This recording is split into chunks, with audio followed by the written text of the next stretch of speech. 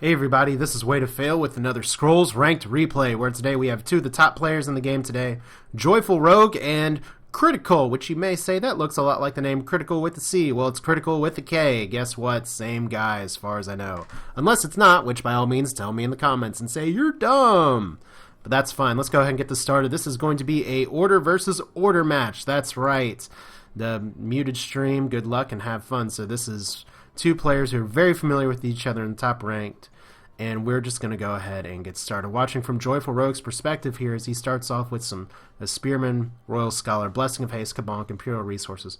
All pretty good cards to have. Obviously, Rogue would probably rather have Imperial Resources come in his hand later, and then Kritikal saying he's going to give some free ratings. So we'll see what banter actually comes to fruition as Rogue goes ahead and dismisses the resources for scrolls first. Draws a general, which could be okay to pocket later, but decides to get rid of it because look at the cards he has versus the cards that he can play.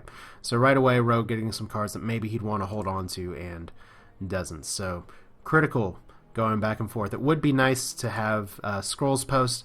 Does have a mod inclusion that will let you see the replay from both perspectives, but I'm still waiting to get some good solid games that are uploaded by both players' perspectives. So by all means, if you can get that, upload it. But is Rogue going to be playing something this turn? He gets a Focus, Blessing of Haste, all good cards to play. But it looks like it's going to probably be Spearman first as he gets rid of the Haste. No point in having that without having other cards on the board to actually play it on. So you just got to prioritize your cards sometimes. As look, the mirror match is equally mirrored as both players get Royal Spearman down on the exact same tile. And Rogue could play a Skirmisher here. He elects to Kabonk instead, and he ditches the Flip. Flip, a very good utility card, but once again, early in the game, you don't necessarily need control like this. But now, Rogue having one more health on his Spearman is up. There's a Ducal Spearman. So right away, not as fun, happy times. But let's see here. We get the Royal Skirmisher and a Transposition as well. Just a question of what is he going to want to play here. Since he elects to sacrifice, he's going to actually go ahead and focus and play the Skirmisher as well. So there's one Spearman down. That is going to leave this Spearman to die. But he could do that. If he does attack with that Spearman, these are both going to eat it. That's where the Kabonk is key versus spiky damage. So Rogue right now getting his Skirmisher on the board. Kritikal with the Knight Scholar. So right now it's Scholar versus Skirmisher. And Rogue getting the Flip or the Transposition. Both good cards to move his units around or move his opponent's units around. But at this rate, he's getting rid of the Transposition to put out the Knight Scholar just to protect his Skirmisher. These units are great as walls and card draw. And Rogue wisely moving his Skirmisher down to put pressure on this Knight Scholar. Because he could sit there and try and just bank on idols in the middle row, but instead he's wanting to see if he can do some damage to the Knight Scholar. He's going to go for it. So gets rid of the Mangonel for two Pothers. Pothers once, just for some card draw. He could Pother twice, but there's no reason to do that when there's a Ducal Spearman right here. So now he's going to tuck both units behind the Spearman, and that's kind of how order works to a point. You've got to be willing to move your units around to make the best use of them. And while this Knight Scholar can eat 3 damage pretty easily, if Kritikal has a focus, that'd be throwing away the unit. And not to mention, even if this Spearman dies, it would do 2 damage to this Scholar, leaving him now with 1 health. So it's a tough question for whether he wants to attack or not. He elects to draw cards and then plays the Imperial Resources. So there we go. Kritikal trying to ramp as best he can as he does have more order and he does have similar cards in his deck while Rogue has 5 order. Elects to Pother again. And he does Blessing of Haste as well. So that is going to kill this Scholar. And he's starting to sack for resources and gets a Spearman down as well. So right away, clearing the board is JoyfulRogue. But Kritikal, still in the early game here, pretty much is order. What order tends to try and do is just turtle as much as they can, try and prevent damage to their idols so that they can go over the top with you later on playing a bunch of big creatures, or at least that's the current strategy. So Rogue gets Imperial Resources of his own. I have a feeling we're going to be seeing a lot of this today as he goes ahead and moves what is starting to look like a Ball of Death up forward, although you got to start to be worried we're getting into Speed Mangonel or Speed Mangonel focus range here, assuming that is something Kritikal's packing in his deck. And usually with order players, that's exactly what you're going to see. So there's the Mangonel right there. Is he going to go for the full combo? There's the speed, there's the focus. So there we go. right away going ahead and taking out Rogue's two most damaging units, and you can see that he did try and spread his units out at least a little bit to prevent that, but only so much you can do.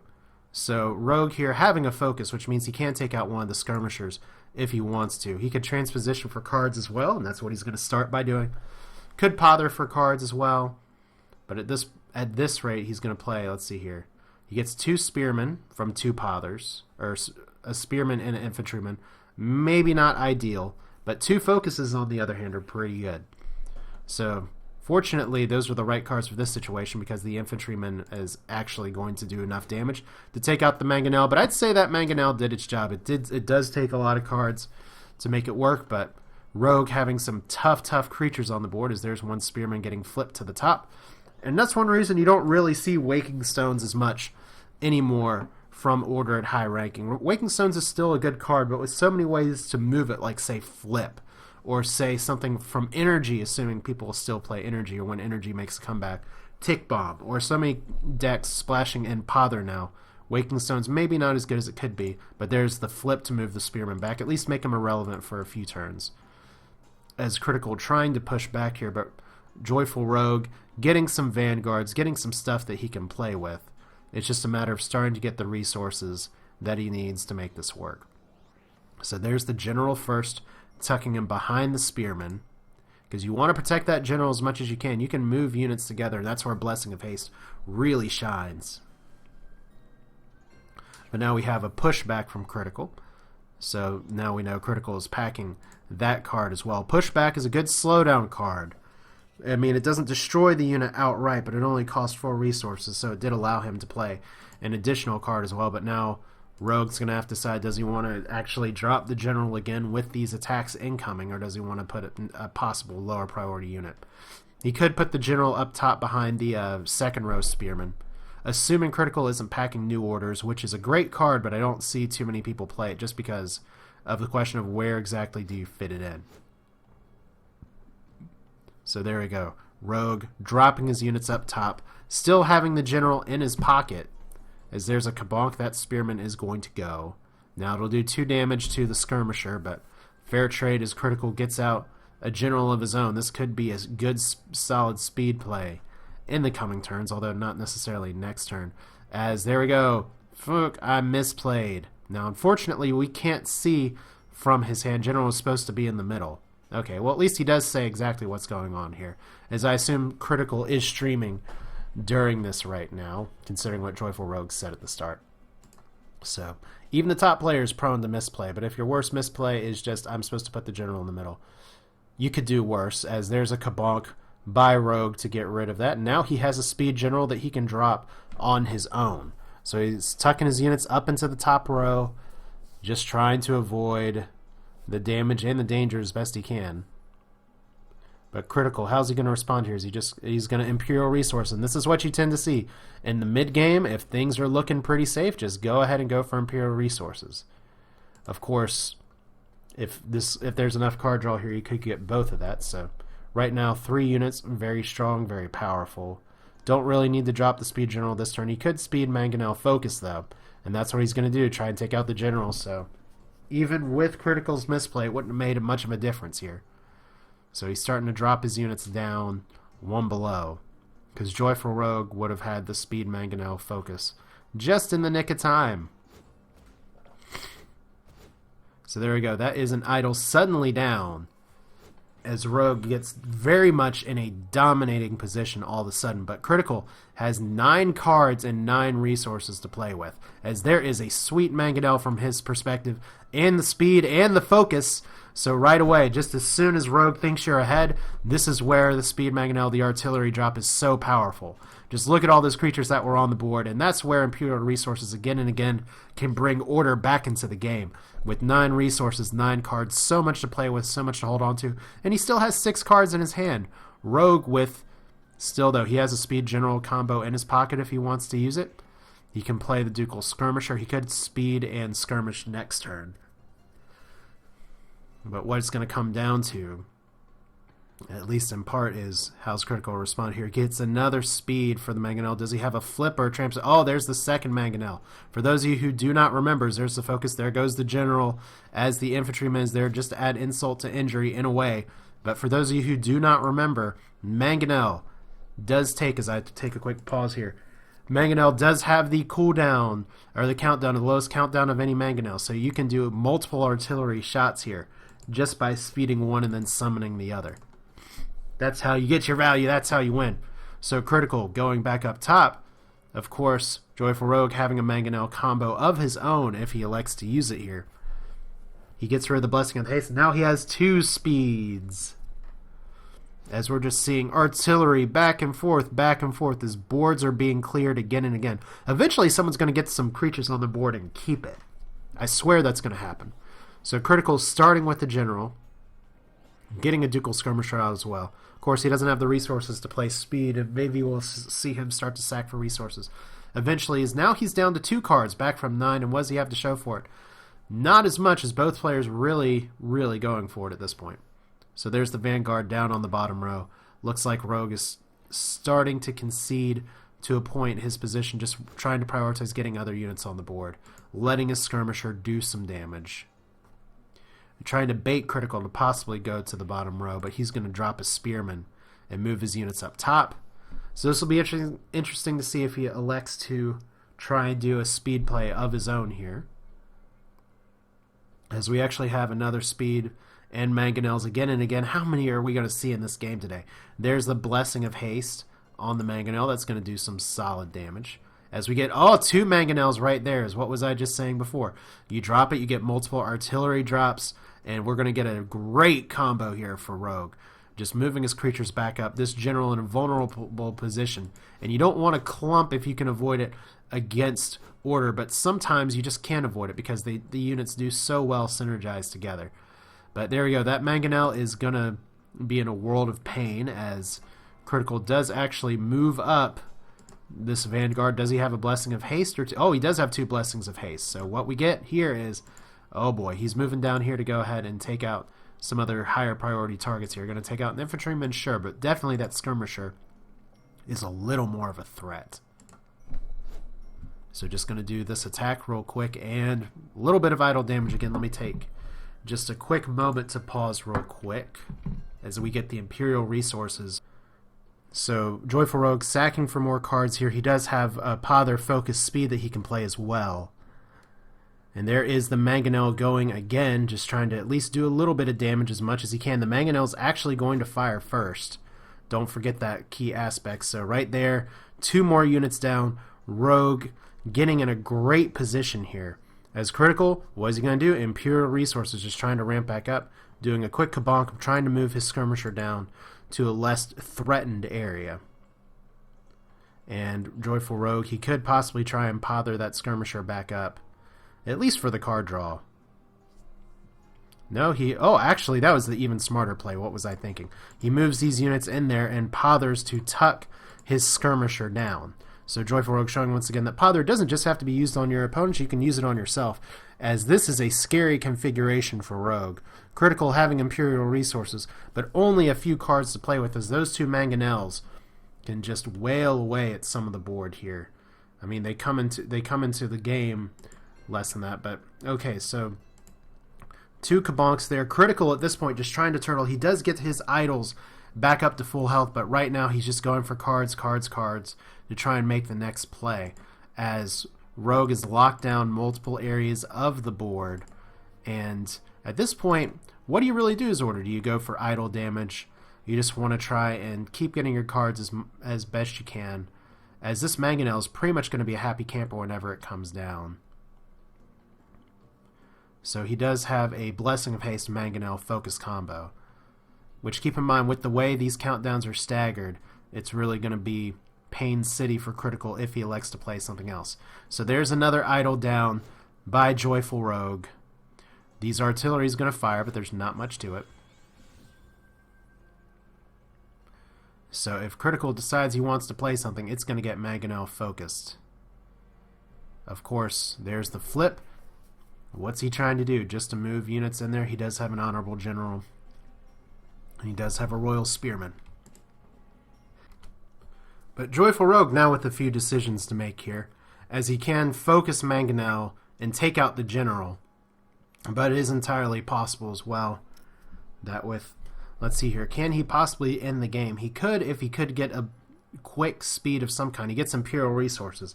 So he's close to finishing the game, but not quite. He does get a transposition, which he goes ahead and drops down there.